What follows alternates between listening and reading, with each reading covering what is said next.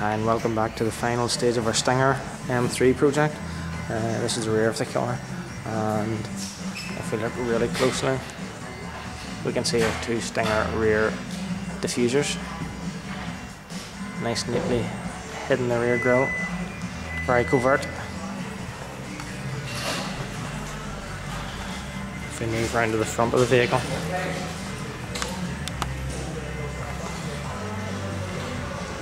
we have our side lasers cut into the number plate holder. Very, very small, very discreet, and they fire sidewards. And now that the bumper's on, you can see, or not see as the case may be, our two laser diffusers in the kidney grills.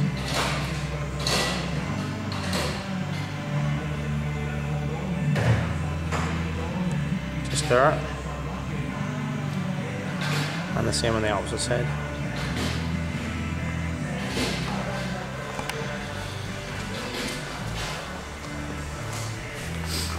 Moving to the inside of the vehicle, we have our custom made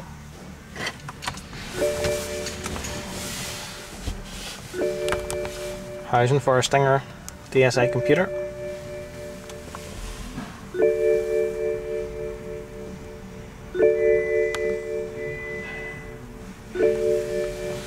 And that's mounted where the ashtray once was in this car. We trimmed this in black Alcantara, nice and neat.